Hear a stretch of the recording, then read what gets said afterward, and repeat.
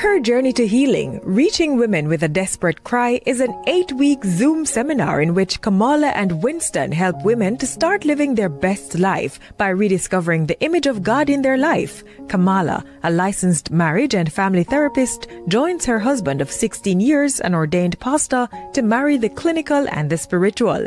You will begin living your best life filled with love, joy, and peace. Register at kwministries.net for this life-changing seminar.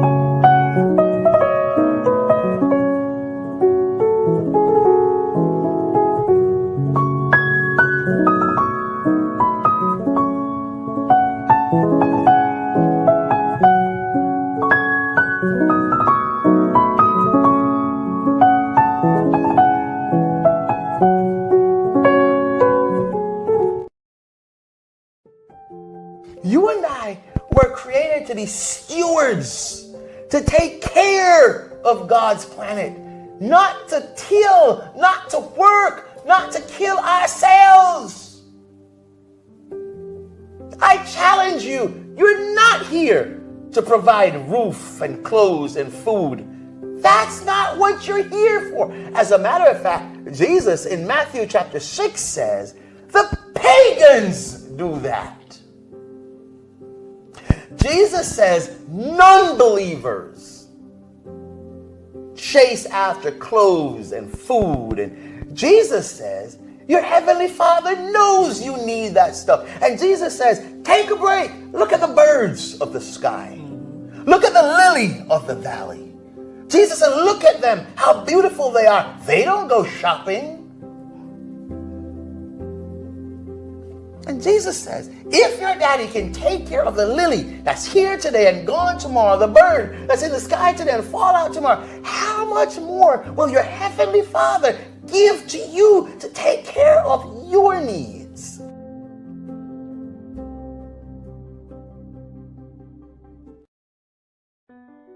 If you go around the world right now, one of the things that you'll hear people talking about is burnout. Yep. A real thing, right? Nobody is arguing that burnout is a real phenomenon that's happening to a lot of us. And when we're talking about burnout, we're not talking about just, I'm regular tired. We're talking about what we've been talking about since the beginning of the module. I am emotionally, mentally, physically exhausted. Come on, let me ask you a quick question. Do you realize, have you guys heard the amount of people that's walking off of their job in the United States? Absolutely. All right. And so the interesting thing, and I'm glad you said that, because the interesting thing is when we talk about burnout, people often associate I can only be burnt out of work. But it's not true. As we've been talking about, life. I can be burnt out on life. I can be burnt out in my relationship. I can be burnt out as a parent. I can be burnt out in all kinds of different ways. So we're talking about exhaustion. We're talking about the fact that we don't have what we need.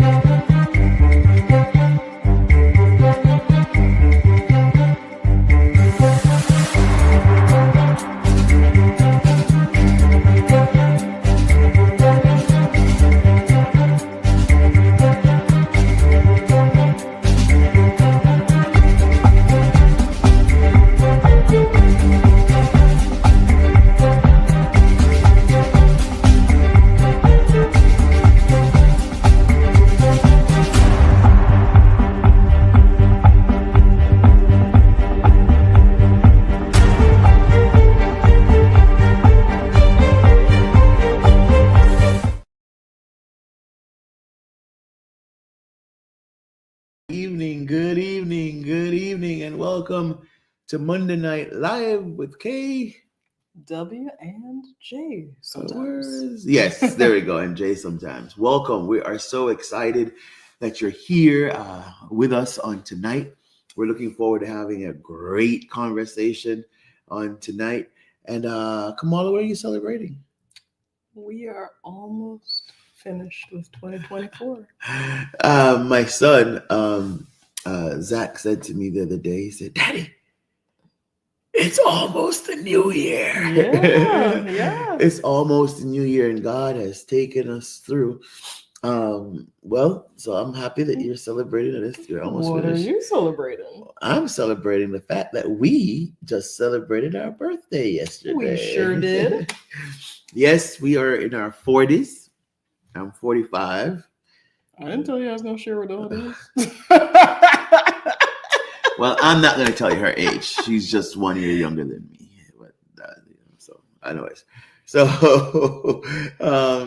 But yeah, I'm 45. Congratulations. I'm an adult. All grown up. All grown up. What is it that you're celebrating? Please share with us and tell us what you're celebrating as we go throughout the night.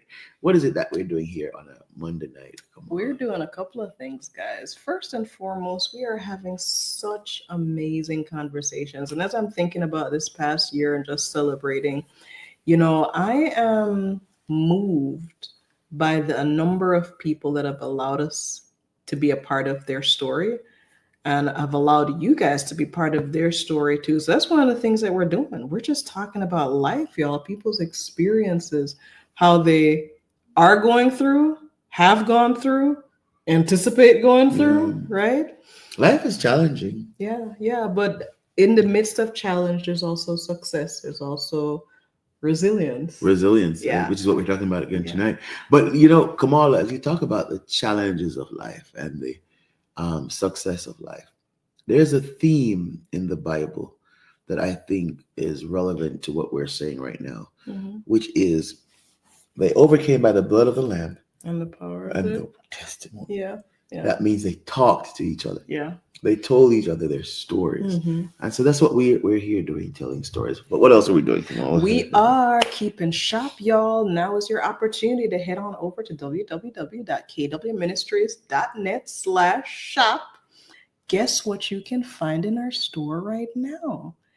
The last time we talked with Pastor Glenn Sackett, we were talking about resilience, and he promised us something that is now in our store, y'all. For free. You can get it for free. I'm not even going to give you details. I want you to go check it out for yourself. And while you're in there, in case, you missed somebody for Christmas, or you want to give somebody a brand new way to start the new year, I promise you will find something inside our store that will whittle your fancy. So please head over to www.kwministries.net/shop. Yep. All right. So we want to welcome you. We're so grateful that you're here. And we are waiting for our guests to come in. And as we wait, can we recap some of what we talked about on last week, which I thought was a very profound conversation? Well, of course, the topic was on resiliency, and we really were talking about the ability for us to be able to bounce back from experiences in a way that's healthy for us. And I found that to be such an interesting and just inspiring conversation because Pastor Sackett just kind of took us through the idea that there's so many different ways to become resilient. We've got some innate resilience that we're kind of born with, and he talked about that. But he also said that that doesn't stop there. There are also other things I can add to that resiliency tool basket. You know what he talked about last week that really got me was when he talked about innate resilience, the child that falls down but gets up. Yeah. Right? And then he tells a story about his fear of lightning. Yep, and being in a thunderstorm with his dad. Right, and his dad didn't grab him, but his dad watched him, and he knew he was safe because his dad was there, and because he knew he was under the protection of his dad, he was fine. And today he loves the storm. The other thing, if you mentioned that, the other thing. Good night, Brother Glenn. Hey. Yes. The other thing that I remember from that same conversation that stood out for me was he said his dad used the lightning as a way to guide them home. Yes. Yes. And so that just resonated with me, because to me, how I took that is that sometimes we're going through the very thing that can cause us fear, but sometimes within that is opportunity for learning. And that's where he talked about, his love of lightning came from. Right. He was able to have that grounding experience with his dad, that even though at the time he was fearful, Right. he saw how his dad was able to guide them to their destination using the very thing that was a source of fear. Hello, Pastor Goodlow. I see you over there. Thank you, sir, very much, sir, for being here with us. I really appreciate you, Pastor Goodlow from New Orleans. Thank you. One of the things were the coping skills that he gave. And remember, he said, what can I do now? Mm-hmm. What can I do in the midterm? Mm-hmm. And what can I do long term? Yeah. And then he said, so, if I get fired from my job, what's going to happen now? Right. Do I lose my house right now? Right. So why am I stressing about that? Right. Does anything change right now? Mm-hmm. So if I don't lose the house until a month out, why am I having a heart attack now? Today, yeah. Why am I panicking now? As I said, one of the things that we can do in the moment is breathe. Yes. Yes. And when you take a deep breath, your body tells your mind, I'm calm. Yes. So you don't have to be racing all over the world. Yes. Yes. Because I'm calm. Mm-hmm. So there is something so powerful. Listen, if you didn't watch last week's, you have to go back and watch it. Week's, but the part previous, one, yes. right? Part one. You have to go back and watch it and see. Good to see you, Pastor. Very good to see you, and to see exactly what that was about. So we're looking forward to that conversation on tonight. So let's take a quick break, and we'll be right back.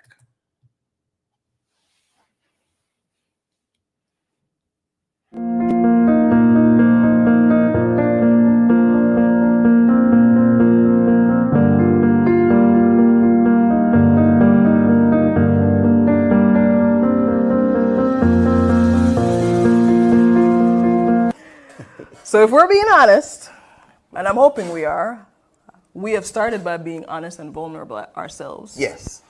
And that's kind of the point. If we're honest, all we want to do is be in control. Yes.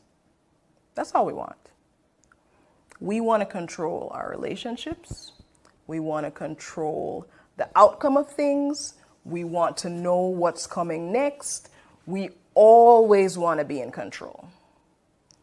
The trouble with being in control and having a relationship with God is that the two don't go together. I can't be in control and you can't be in control at the same time. That's right. You ever done a tug of war? If we're both pulling, somebody has to win. Yeah. Somebody does. Yeah. And the interesting thing about God is that he gives us choice. Yeah. So if I want to pull in my direction, he's going to let me. Am I going to be free of the consequences of my direction? No. But he's going to let me. So I want for us to pause and really think about how many ways am I trying to control people and situations in my life that I have no business trying to control. But let me ask you a question. Where does this obsession with control come from? Why are we so obsessed with being in control? Because we're afraid. Because we're motivated by those three demons. Fear. Fear. Shame. Shame. And guilt. And guilt.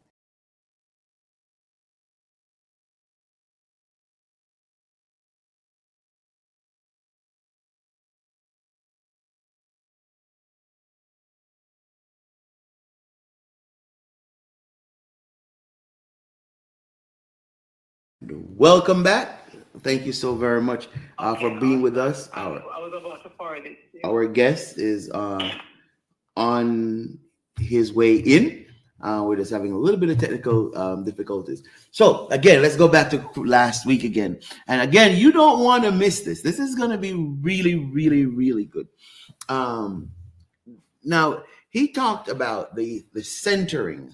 You remember that. Oh, Brother Glenn said, "Hi, Christine. How are you? Sometime when you lose a job, the Lord is guiding you to something better, but we lose out because we're focused more on what we lost than what's waiting for us." Mm-hmm. Very good, very good. And he talked about that, that believing in God should not just be a thing, Mm-hmm. but it should be a way of life. Absolutely. So that way it becomes, it helps us to deal with the challenges that we have. Mm-hmm. Mm. One of the people who is in the background that you guys don't get to see reminded us of something else that popped up as well, which is the idea, that reminder of asking ourselves, am I okay right now? Right. We were talking about, right. And that was one of the skills in terms of like that, what can I do in the moment? Right. Just being able to acknowledge for myself that, hey, even though it feels like things are not their greatest, I am okay in this moment. And it's not just it's not, if I'm not okay, mm-hmm. what's wrong? Right. Remember that? It gives me an opportunity to self-assess. Right. So we're discussing, we're reviewing our last time together and how impactful and meaningful it was. And Kamala was sharing earlier that her favorite part was you and the lightning and your dad. Yeah. It's really interesting. I was thinking today about how much better stories are at teaching than lists and propositional statements of truth. Mm-hmm. Yes. Mm-hmm. Yes. Because stories carry experience, but stories have all kinds of experience around them, that someone can take something from a story that's different from even what the storyteller intended. Yeah. And it can stick in the memory, and it can teach things that the teacher didn't even intend to teach. Yes. Mm-hmm. Yes. That's the power of story. And I think that's one of the reasons why Jesus used stories so much. Yeah. For that very, very, very reason. They stay with you. They really do. Yes. So again, we want to welcome Chaplain Pastor Sackett. We're so happy. We know that you're busy. What are you celebrating today, sir? Celebrating today, celebrating having a granddaughter here from Hawaii for our holidays. Yes. Now that's what you celebrated last time too. You celebrated the fact that she was coming. He's still celebrating. She was coming last time. She's here. Right. She's in Colorado now. I'm also celebrating some new friendships that have come as a result of paying attention to the Holy Spirit direction, and renewal of a couple of old friendships. Mm-hmm, mm-hmm. Which, and I hope with life is really important. I hope with these new friendships, you'd count us among the new friendships that have been garnered. Yes, definitely. So let's just jump straight in, so we can just pick up where we left off, and I think Kamala has. So when we were chatting the last time, towards the tail end of our discussion, we had started talking about resilience tools, and you had talked about grounding. So I wanted to see, where were we going next as it related to tools, and how is that meaningful to our process of becoming more resilient people? Okay. Grounding, of course, is the very foundation. That's what Psalm 1 talks about, as being rooted and grounded. And then there's other scripture that talks about being rooted and grounded in love. And so we have lots of scripture, and we also know if we do any kind of physical activity and practice, we know how important it is to be grounded. If I'm playing baseball, there's this ready stance where my feet are under my shoulder width. I have my knees bent, my hips bent. I'm leaning into the present and the future, and I have my eyes open, and my weight is fully supported by the earth. And gravity holds me in place. I'm grounded, and I'm ready for whatever happens when the pitcher throws the pitch. If I'm a football player and the play is about ready to begin, I'm in a similar stance. I got my feet spread. I'm grounded. I am fully weighted. The earth is supporting me. I'm ready to move in any direction. So we know what grounding is. Maybe you have a inflatable snowman in your yard this time of year, or reindeer, or something. You know, some people have a Santa Claus. Some people have. I have a snowman now. There's a really good demonstration using that snowman. The snowman has to be grounded.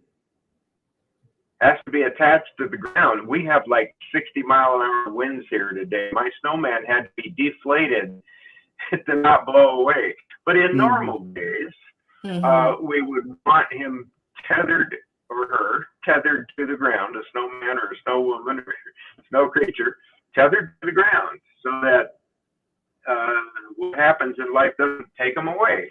Ooh. Yeah.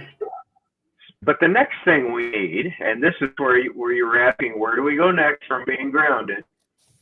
The next thing we need is an energy source. So if I don't have my snowman plugged in, nothing's going to happen. Snowman's not going to stand up. Yeah. Santa's not going to stand up. The reindeer are going to, whatever it is, those inflatable yard decorations are a great illustration. Another illustration is from the old days, the bozo the clown that you'd knock down and he'd come right back up. But if bozo's not inflated properly, you knock bozo down, bozo just stays down. So inflation, inspiration, energy input coming in is essential to resilience, because we need to be filled up with energy, with life, with what moves us forward. And I would say that from my experience in spiritual assessment in healthcare, with patients and families, and even with healthcare providers, the most essential energy is love. God is love. Love is the transformative power in this universe. I don't know if there's another universe and what might be happening there, but in this universe, love is the transforming power. We in Christianity talk a lot about God's love being expressed in the whole salvation story. But it actually begins much before that, in creation. God's activity, God's voice, the Word of God, carries God's love into the creation of existence and of life. And we are here in the beginning because of love. That is our essential core primary energy source. Maybe 20 years ago, you might have read or at least heard of a book called, now I can't think of the name of it. The Celestine Prophecy. Yeah. There's a story, it's a travel story, it's a travel journal with spiritual implications all throughout the book. And in the middle of the story, the writer, the traveler, is in South America on a journey to a destination in Peru and visits a family. A family invites them home to their house, and they observe a rather tumultuous experience as the family is preparing dinner for the guests. And the child comes into the room and is very disruptive and annoying, and the mother's busy cooking, so she doesn't pay any attention to the child. The father is there and reacts very negatively to the child's disruption, and things just get worse until the child decides to go off in another room somewhere and change its environment.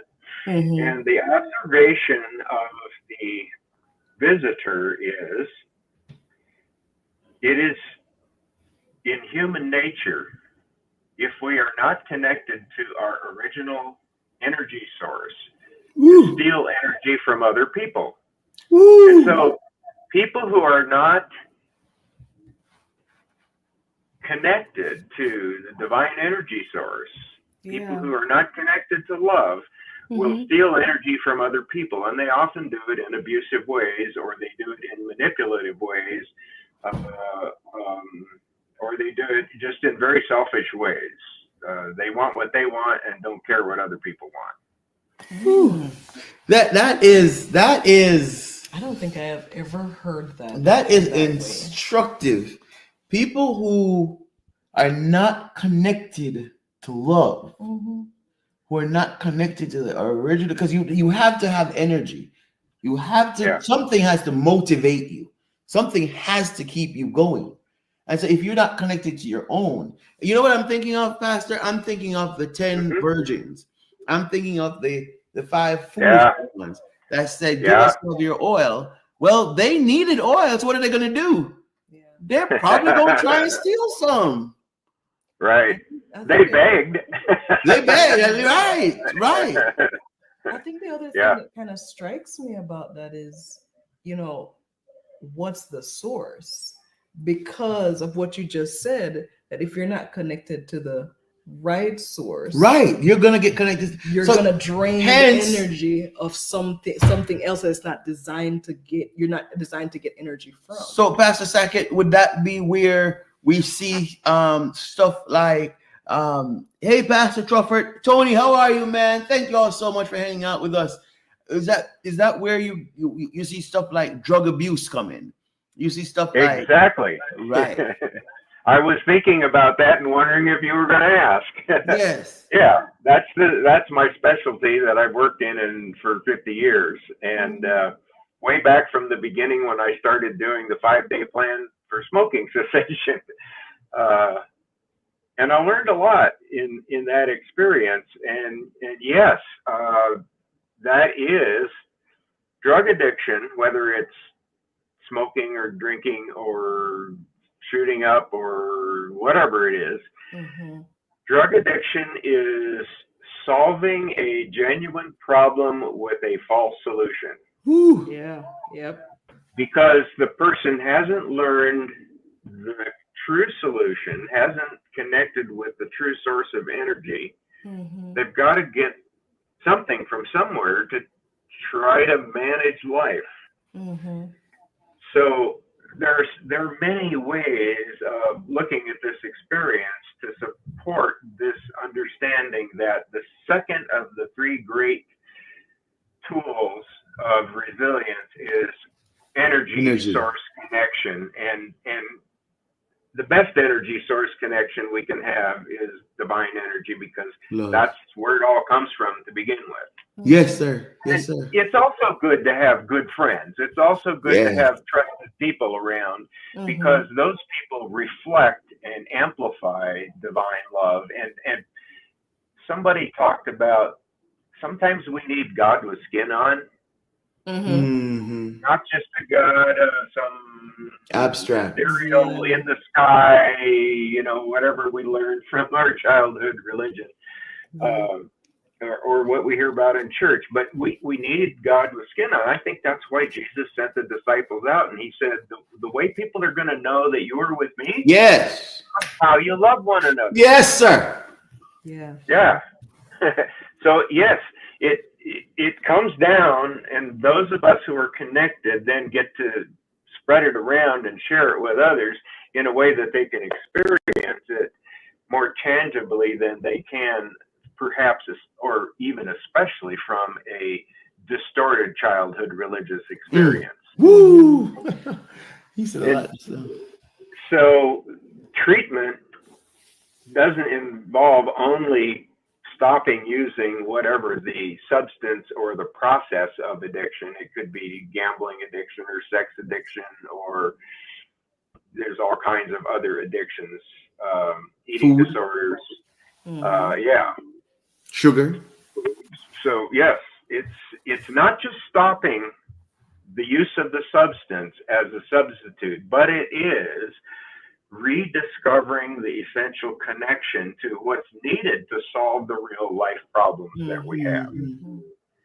And people who only focus on abstinence are setting up for relapse. Relapse is part of recovery. For most people, there are very few people who initially make a recovery and then never have a relapse. Hold on. Hold on, Doc. Don't you? You can't do that. Hashtag relapse is a part of recovery, and I need for you to pause for a second, and I need for you to talk to somebody who is relapsing right now, and just minister to that person for a second. Can we highlight him again, NK? Let's talk to somebody who is relapsing right now. That's so important, and it's so helpful for a person who's experiencing relapse to hear relapse is part of recovery. Because the first time we listen to the recovery source, whoever is teaching us about recovery, whether it's AA or some other 12-step program or a professional medical program or a religious program, it doesn't matter who it is. When we first encounter the wisdom of a recovery program, we hear it at a certain level. And we hope that recovery will be easy. So we listen to the level that we think that we're going to need to know this. And we move forward with that. And then we encounter something in life that's a little bit more troublesome than we expected. Yes, sir. Relapse happens. And it's not a bad thing, because what it does is it says, hey, look a little deeper. I'm going to have to pay attention to the next level of experience. And I might need to go through the same program. I might need to listen to the same things. I might need to go through the same steps. But this time when I do it, I'm going to do it deeper, because I realize now that I am more vulnerable than I thought. And so relapse helps us get to that next level of listening. And starting to not only listen deeper, but to, what does this mean? Where does this connect in my life? What does the idea, for instance, the second step of coming to believe that there's a power greater than myself that could restore me to sanity? Well, that power is love. Maybe I didn't realize how much I need other people in this process. I can do it alone with a few good ideas. And so now maybe I will go to a group, a 12-step group, and instead of trying to just cram my head full of this stuff and figure out my own program and do my own program, maybe now I will listen to the stories of other people in the group for how they did something when they encountered the same situation that just caused me to relapse. And so it's deeper level. Relapse causes us to going deeper. To go deeper, And to open up to more possibilities. So the second step says, I came to believe that a power greater than myself could restore me to sanity.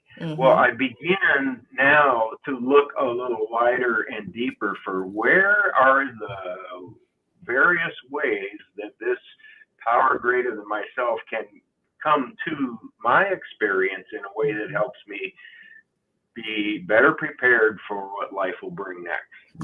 That's good. Connecting to an energy source is so vast, so broad. And in Hebrews chapter 10, the author says, spur one another on. Mm-hmm. Push one another on. Yeah. Push one another on. Don't forsake the assembly of the brethren with one another. So, the scripture is full of we need each other. We need each other. There's so much wisdom in there that sometimes we don't always connect as well as we could. I don't know if I said this before or not, but there is one thing in my whole experience in 3 years at seminary that just stuck in my head. Will Alexander started class one day by saying, your theology will never be any better than your anthropology. Yes. Your understanding of human nature and the human experience and the human condition.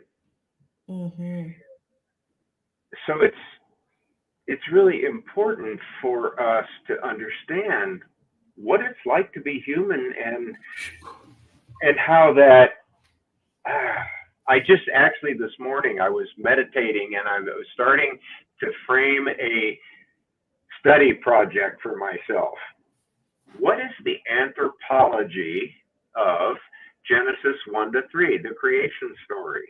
There is so much in there because we are a combination of earthy material, which is stardust, by the way. Everything in this earth is stardust. It came from elsewhere in the universe and coagulated here into the earth, and it was the dirt by the river that God formed Adam out of. This is the earthy stuff that's not just mud, but it's stardust. Yes. And then even before that, and this is what I treasure from one of my spiritual mentors, before anything else, you begin as a thought in the mind of God. Hey! Yeah. God said, let us make the human in our own image. So it started with a thought that was expressed in words. Everything else in creation was made just by a thought that was put into words that activated the energy of love to bring it into existence. But with humans, God took a little more time and added a step in the process, got hands involved. This is embodied theology. God's body, whatever that is like, involved in the formation of this new being in God's own image. So starting in the thought in the mind of God, expressed in words in that conversation in the Trinity, whether you like the word Trinity or not, they're relevant. It's the Godhead, the God that's three in one. So God's having this conversation, which, by the way, the people that I understand who are true Trinitarians, they don't argue about Trinitarianism. What they say is that this creation story tells us that God is not only love, but love is only expressed in relationship. And so God, in this relationship conversation, saying, let us make the human in our own image, is the source of our being. That's powerful. And so now this word is expressed, this conversation happens, and now God comes down, takes the material of stardust made into mud in the riverbank and forms the human, and then breathes into the human the breath of life. So we are a combination of a thought in the mind of God. In the mind of God. Yeah. A formative idea that carries the image of God expressed in mud, clay, sand, soil, what we think of as the earth. So we are this wonderful, great thing from the mind of God combined with ordinary dirt, but it's actually stardust. And it's in the image of God, but it has a flaw. But it's a design flaw. It's a chosen flaw that God put in, which is the ability to choose and to make value decisions and choices. And so here's part of the anthropology of Genesis 1-3, the creation story, is that we have this just astounding potential, but at the same time, we have this ordinary stuff that contains a flaw, but it's a flaw God chose, but it created the potential for trouble. Yeah. And that's all right in there from the beginning. It was part of the design process. Wow. And so the fact that we sometimes fall, we sometimes make wrong choices, we make difficult choices. Not only does life put stuff in our way that we need resilience to overcome, we make mistakes. Yes. Yeah. And so, again, the fall, that initial temptation of the serpent saying to Eve, hey, God's hiding stuff on you. Not telling you everything. There's more to what's possible than what God has told you. And if you would eat from this tree, did God tell you you shouldn't eat from this tree? But here's what would happen. If you eat from this tree, you get knowledge. God's withholding that from you. So here's a solution to a genuine problem, but it's a shortcut solution, because what was God's plan for imparting knowledge and wisdom to that human couple? It was the daily walk in the garden, Yes. which was a teaching experience, a learning, teaching, relationship experience, which God designed as being the center of human life, is relationship with the Creator. But the serpent comes along and says, hey, I can show you a shortcut. You want to come this way? You can have it now. That is the essential prototype of addiction. It's the prototype of all false solutions to true problems. Yeah. Let's go this shortcut route. Wow. Yeah. So yes, we need connection to the energy source. So for that, and so finding ways to be connected. Oh, by the way, Jesus gave us the. Yes. He said that too. He said, "Abide in me." Yes. Be connected. You're a branch. I'm the vine. You're the branch. That implies intimate connection again, of exchange of fluid and energy and substance and material, and it's a constant. It's a constant connection. It's a life-giving, life-enhancing connection where things go both ways. I want to ask you this. So for that person who is listening, who is struggling with connection, whether it's to the main energy source, connection with the people around them, connection to purpose, for that person who is struggling with connecting, what would you say to that person in this moment?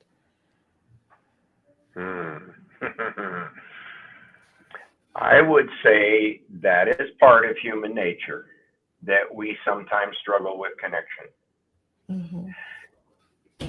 And it's really, here's another piece of anthropology and theology in Genesis 1-3.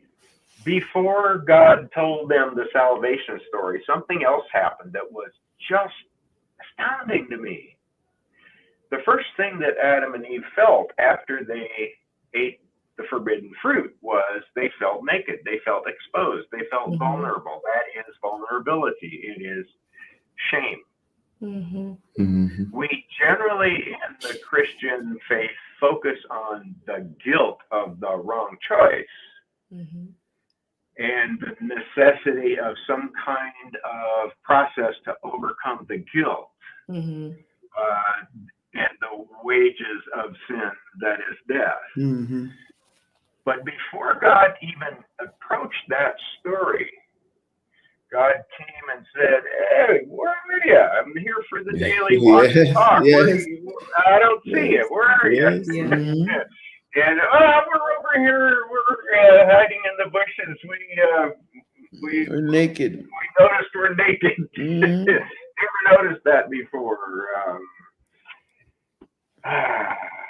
Yeah, so we're hiding and they're trying to cover themselves with leaves. And this is shame. Addiction. This is the experience of exposure, vulnerability, that sense that somebody can see right through me. Yes. I cannot be invisible with my frailty, my humanness, and I feel ashamed because I know that I am seen for what I am, not what I want to be or wish that I were. And we know that experience, and it causes us to disconnect. We hide. We go into hiding. Yes. We are not alone. That when you experience that, when I experience that, when someone listening tonight experiences that, that's not. We didn't create that. That's not new. It's part of the human experience, and God saw it in the very beginning of the first troubled human experience. And it's fascinating what God did. God came into their presence anyway, because the antidote and the correction and the healing for shame, vulnerability, separation, disconnection is connection. So here God walks right into the mess. Yeah. And says, "Hey, I want to connect. Yes. I'm here. Let's talk." Yes.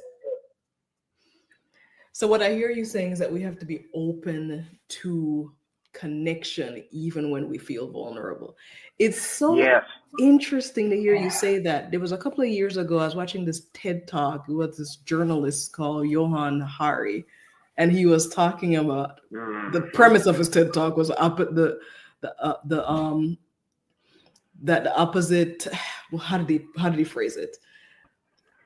The antidote to addiction is not like, more punishment or anything, but the antidote is connection. And he talked about how for most people who go through these periods in life when they make decisions that disconnect them from people, the thing that brings us back together always is the connection. And I love how you talked about that.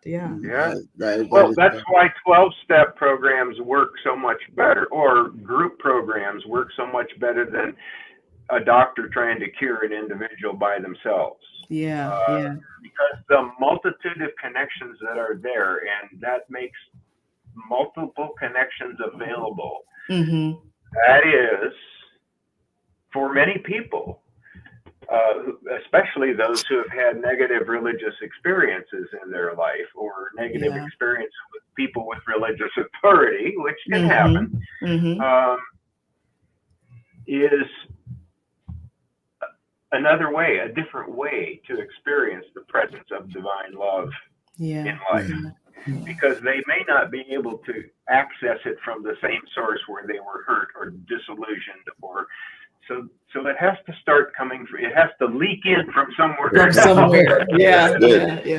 good. And so for a lot of those people, for weeks or months or even years, their only awareness, the only thing they can identify as a source of connection, which brings love. Marianne Williamson talks about it, return to love. How powerful returning to love is. And for many of those people, it is the group, which is the source. They do not see that comes from above through the group to them. It takes time. And that's, again, that second step of coming to believe is not a quick decision. First step of acknowledging that my life is out of control is not an instantaneous decision for most people either. Yes. It usually takes a lot of talk from other people whose lives are affected, and then a DUI. Or the boss says, "Hey, we're done here. You can't be late anymore. I've had enough." Or there's some, not the first time one hears about it, but there's something consequential that all the rest of that stuff now backs it up and says, "Oh, okay, my life is not exactly looking like I thought it should." The second step is also the same way. It's not just like, "Oh yeah, I need God." It's, there might be a source somewhere Yeah. that would help bring a restoration of order out of the chaos that's in my life. Wow. Yes. And I am entering into an experiment. Mm-hmm. Yes. Find out where this can come from. How can I access it? Where can it get to me? Where can that connection be made? Mm-hmm. And many people get stuck on step 3 of turning our lives over to a power greater than ourselves, because they didn't take enough time with the experimentation in step 2 to realize that no, it's not going to come from my abusive father. It's not going to come from the church that I got disillusioned with. It's Right. And I just don't get anything about sitting down and reading from the Bible that I have. Those things that we think should work, maybe we're not ready for that yet. Maybe there's some other things that we just need to experiment with. Where do I find this energy coming from? And that being okay. Black hole in my life that fills the deficit. Yeah. Yes. So one of the things that we've discovered, I think, over time, over many conversations with different people, is what you're saying right here, is that we are not islands. We operate best in connection with other. And I love the way that this kind of ties into the discussion on resilience. Now, I know we are at 8:46 already. I'm not even sure how we got there. So we talked about grounding. We talked about connecting to an energy source. Where's our next stage in terms of this resilience? Okay. This is really important too. The next is boundaries. Yes. Talk about some boundaries. Boundaries, yeah. So my snowman out there in the front yard might be grounded, might be connected to the power source, but if there's a hole ripped in Mr. Snowman, Snowman is not going to stay inflated. Snowman is going to collapse. Right. So we can be grounded in love. We can be grounded in our reality.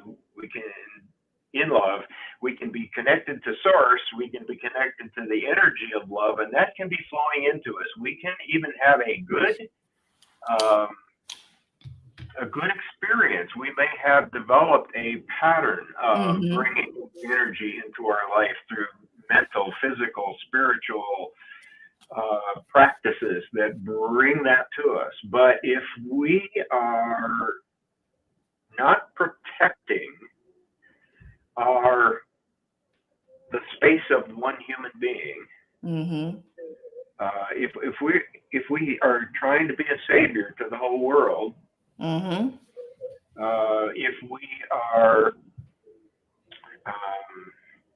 if we have learned to be a people pleaser, and do not know that we can only do so much, if we are in some toxic relationships with someone who is abusive or a sociopath, or what my daughter calls an energy vampire. Yeah.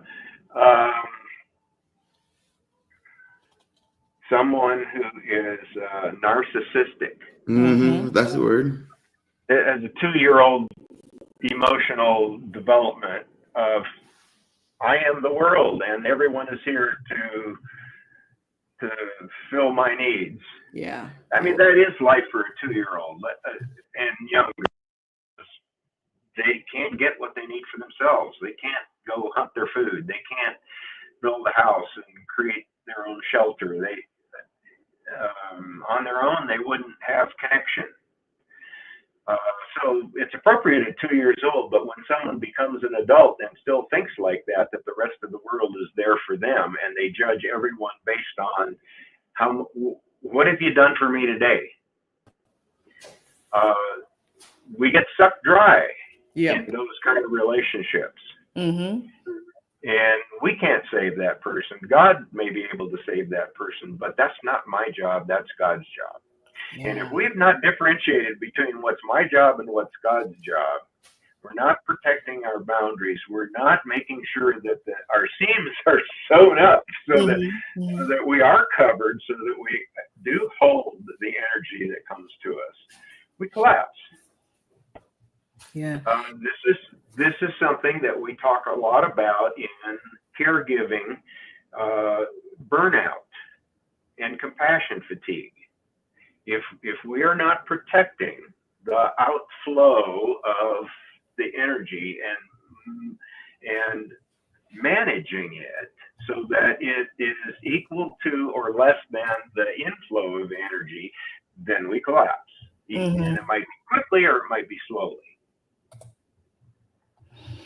That's, it's so interesting as you talk about boundaries that oftentimes we don't realize the importance of having boundaries. And I think we get the story we learn this narrative that says to us that if we have boundaries in place, we are somehow selfish people, we're somehow bad people, we somehow don't care about others.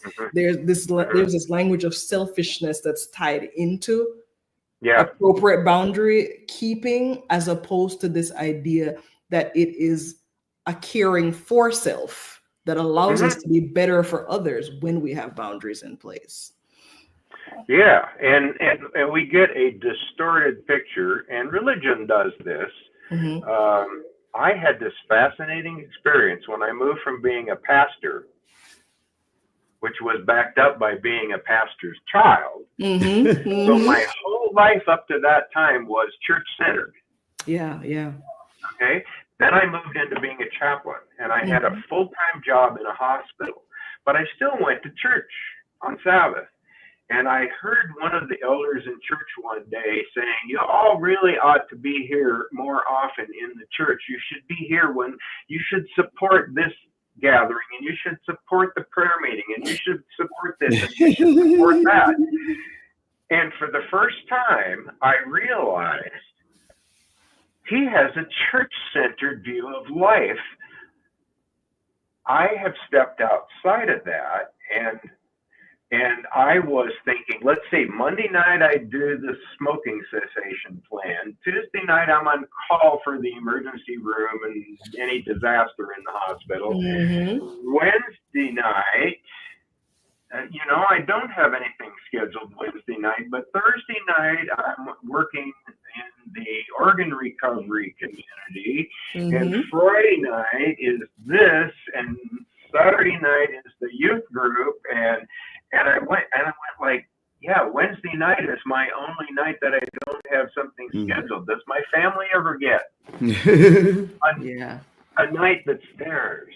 And I went like, would it be okay for me not to come to prayer meeting and not to support? Wait, what's the dynamic here? Is the church here for us to support?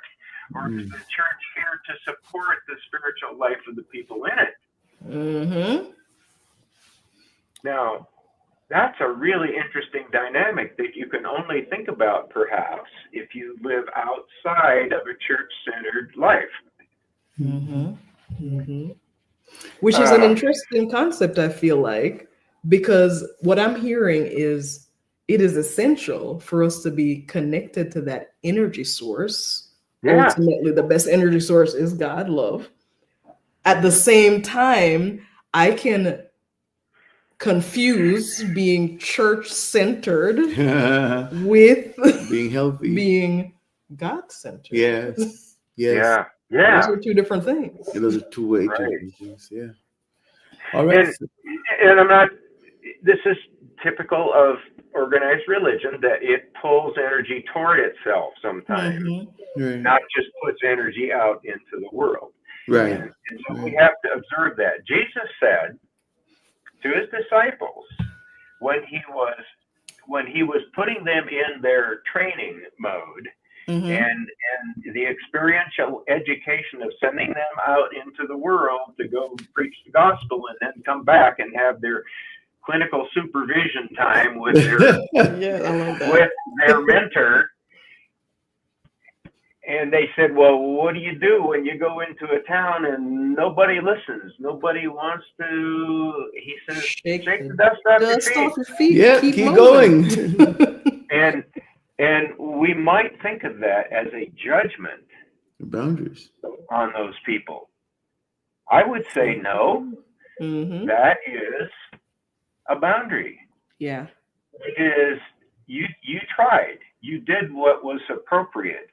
Now it's time to leave and go on somewhere else. Go put your energy where it will make a difference. Yes, that's good. That's good. Put your energy where it will make a difference. And your energy can only make a difference when there's more energy coming in than there is going out.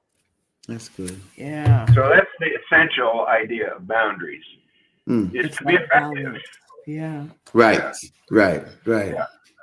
We only have 4 minutes left. We want to remind you that you can get this free tool if you're watching right now, and 2024 has knocked you down, and you need some help to become resilient. You need some help to bounce back. You want to live again. Head over to www.kwministries.net, and you're going to look for Building Your Resilience.